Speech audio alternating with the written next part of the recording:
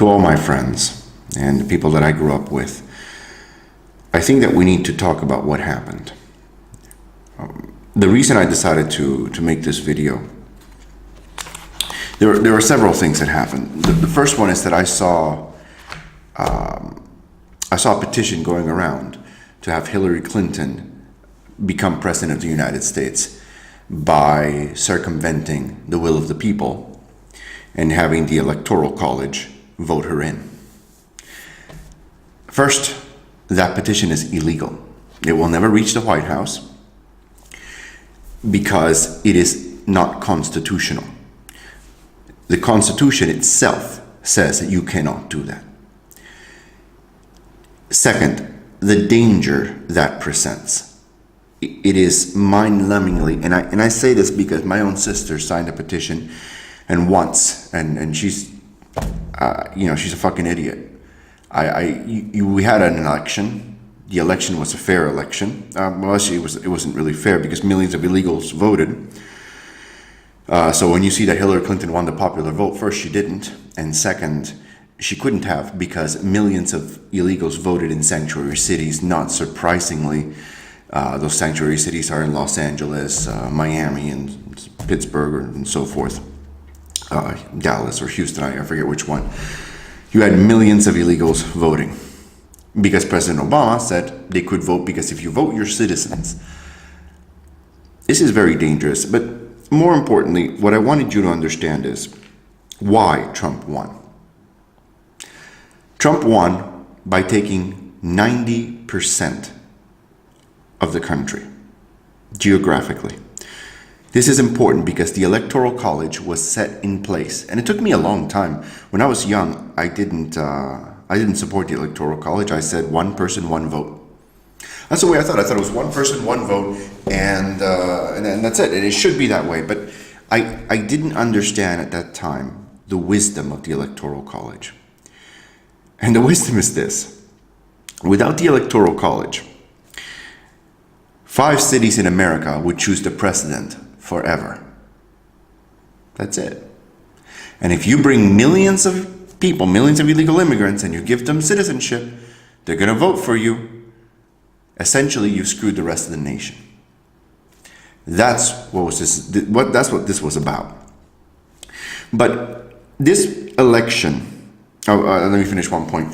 So what happened is the left keeps pushing this agenda of transgender bathrooms and gay marriage, which, by the way, I do support gay marriage, not transgender bathrooms, but I do support gay marriage, and pushing this agenda of the white man's fault. Everything is the white person's fault. Everything is whitey's fault, and blacks can't be racist, and just this stupidity of, did you assume my gender? Did you assume my gender? How do you know I'm a girl? How do you know I'm a boy?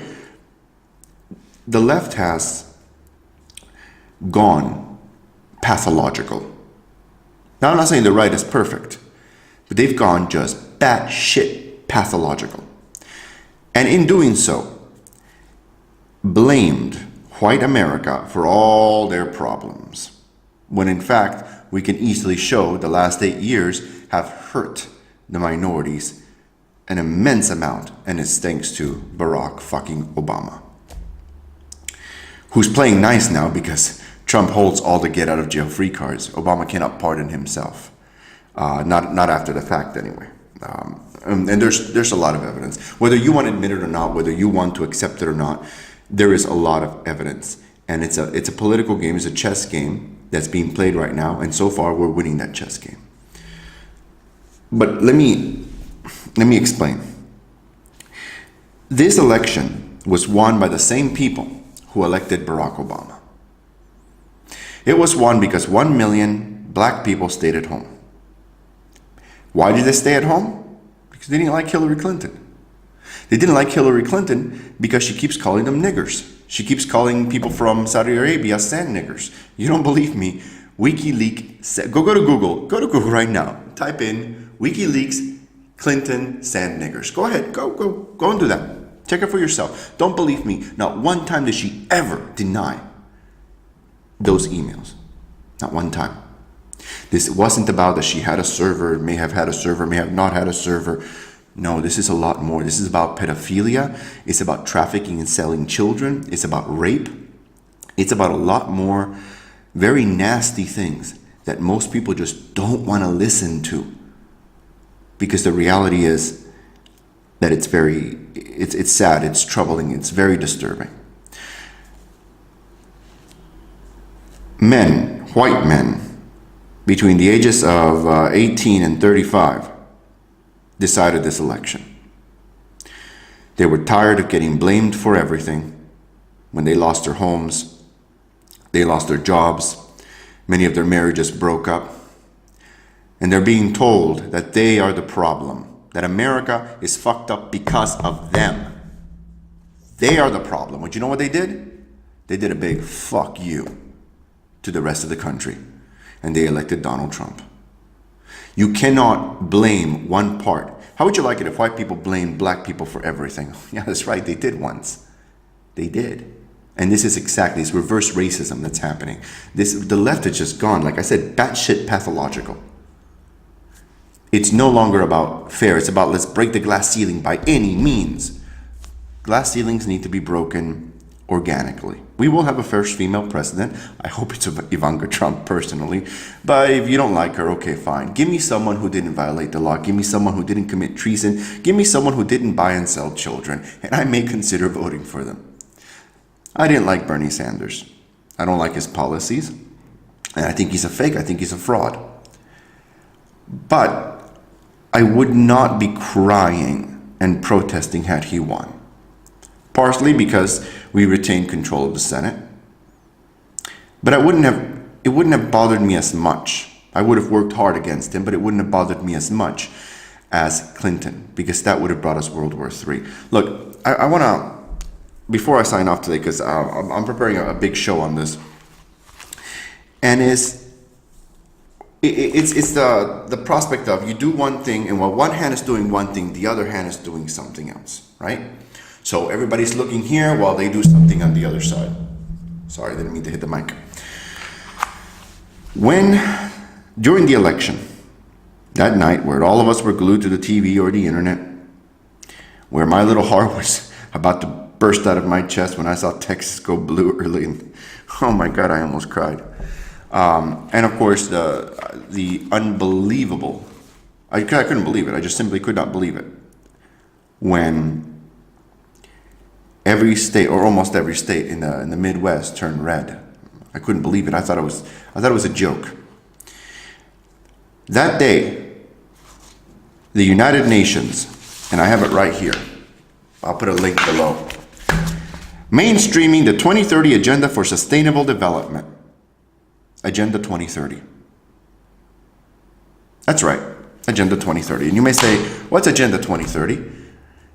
And this is why they know that a lot of people, they have jobs, their fathers, their mothers, their employees. They just want to relax. They don't want to read through boring paper. They don't want to pay attention. They just want to lead their fucking lives.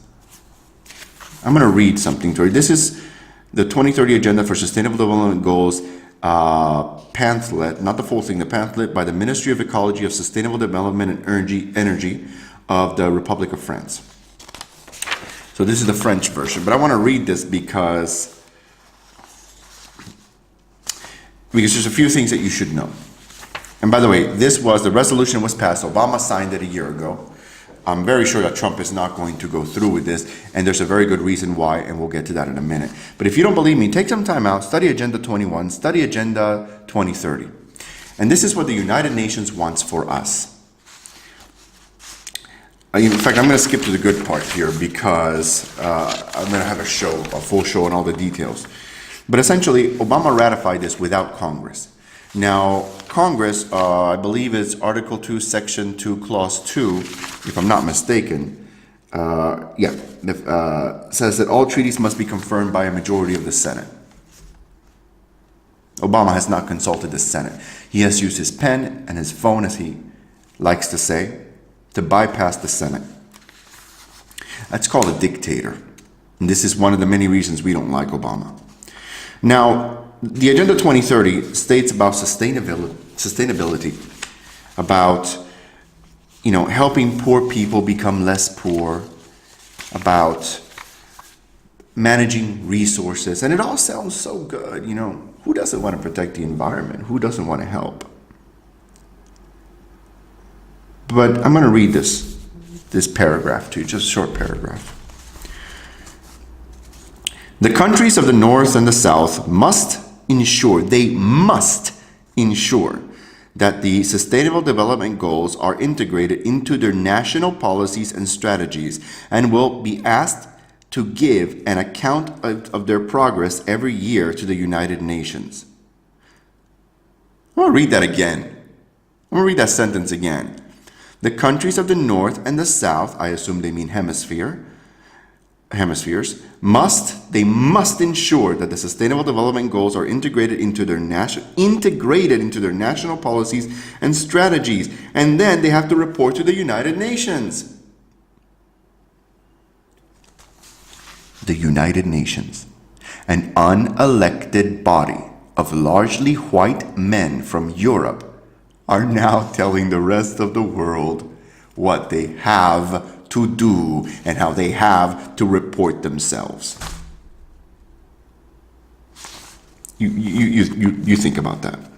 The next line says, local authorities and private sectors and civil society will also play a role in this implementation. So, get your local police, we're going to get your teachers, we're going to get your doctors, we're going to get your fire, we're going to get your neighbors. Your neighbors are going to go in, and your neighbors are going to tell the police if you're not doing what you have to be doing. This is what Agenda 2030 is.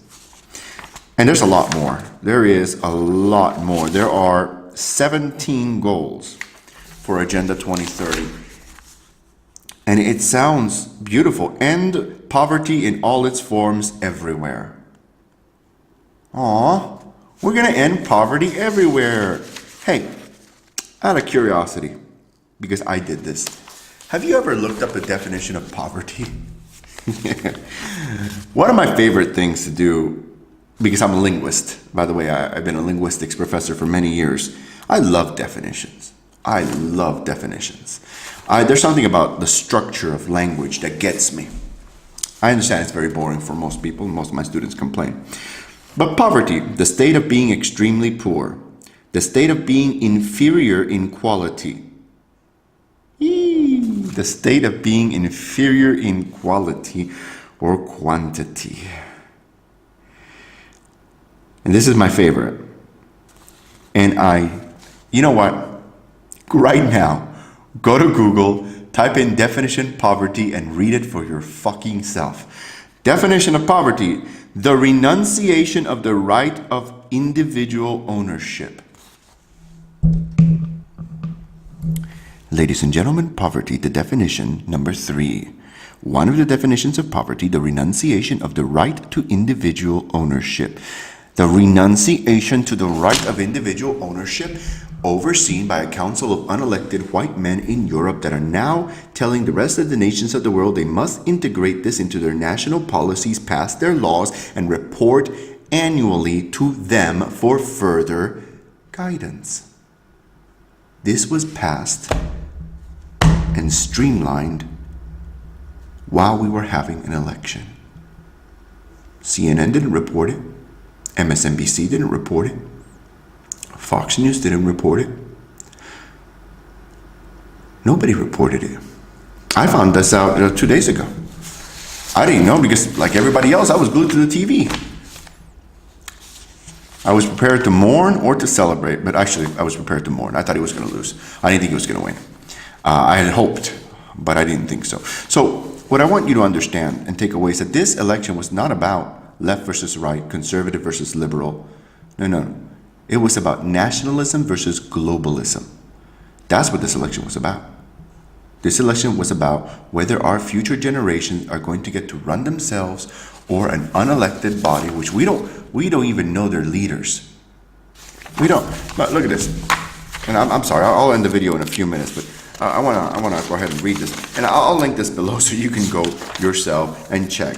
Juan Somavia of Chile, Klaus Tropfer of Germany, Armida, I can't even pronounce this, Alisjahambana of Indonesia, Cheng Dongxiao of China, Vera El Khoury Lokoyulu, I don't know, of Lebanon. I'm not going to apologize. I don't know. Paulo Luis Moruch Larange Esteves of Brazil. These are the people that are in charge. Ask me if you voted for any of these people to tell you what the fuck to do. Hana El Hilachai of Egypt. Maria Isa Luca of Mozambique. Ibrahim Mayaki of Niger. By the way, and it goes on and on and on. Latvia, Italy, India, Kenya. Oh, Kenya. Let's see. Barack Hussein Obama. No, it's not. It's Edward Sambili. I'm going to actually have a series on Agenda 2030. All the members involved in Agenda 2030. I'm going to do my homework because I know most of you don't have time. Look, Agenda 2030. This is complicated. It's very difficult. And this is 84 pages, I believe it was, if I'm mistaken. Yeah, 84 pages. Agenda 2030 is 84 pages. And there are many others. This is done behind the scenes, and this is why Brexit happened. This is why England left. This right here that I'm holding in my hands, these are the reasons that England left the EU, why France wants to leave, why Iceland broke away. These are the reasons. Because unelected people are deciding the future of our country. They're deciding your future. And by the way, do you know what comes next? Population control. When you can and cannot have children, how you can and cannot fuck, what protection you can and cannot have, how many babies. If you like in China here, before, it's not so much now, but before, if you were pregnant and you already had a baby, they would force you to have an abortion. That's coming. You think that it's conspiracy theory. It's not conspiracy theory, folks. It's conspiracy fact. Again, don't believe me. I'll leave the links. The links are to the fucking United Nations Development Group. I got this off their website. I didn't print this out. I printed it out. I didn't make it out myself. I didn't go on Adobe and just type this up myself. And no, I got this off their websites.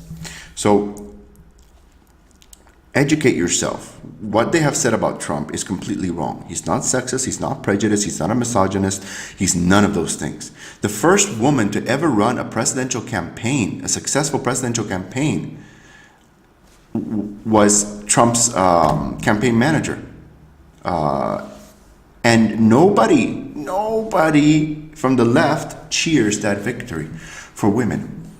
It's historic. The second foreign-born first lady. The second one. Nobody is saying, hey. So he's already bringing a lot of diversity and shattering ceilings. But because they're not from the left, they're not progressive, they're not important anymore. This is pure hypocrisy. They asked Trump, would you accept the results of the election? And he said, I would accept them if I win. Well, he kept his promise, but he would have contested had it been very close in some states, like Pennsylvania or Maine or Florida. But if it was an overwhelming majority, he wouldn't have contested it. And you know what? As an ardent Trump supporter, I'll tell you this right now, I was prepared to lose. I was prepared. I wasn't going to go on the streets. I was going to rally and talk to people and move resources around. But I was not going to call for her assassination like they did with Trump. But the left, what do? Cry babies on the streets screaming, Trump is not my president. How does it feel? We had to suffer through Obama for 8 years. Buckle up. Buckle up. He's going to be good for the country. He's not coming after you. He's not going to come after you. He's going to make this country great. And you know what? We're going to help him do it. Thank you for watching. Please subscribe. Comment below if you disagree with me. If you want to come on and you want to have a discussion online with me about these things, the next series of videos I'm going to take I'm going to make about probably 17 or 18 videos on Agenda 2030. And the reason is because there are 17 goals for Agenda 2030, and I want to tackle them one by one. So I'm going to do an introduction and a conclusion, and then each one. So probably about maybe 19 videos or so, breaking down Agenda 2030 for you and telling you exactly what it is, who these people are, where did they come from, and what are their intentions for you and for your family and for your future. This is Dr. Velez for dsunion.org. Thank you and goodbye.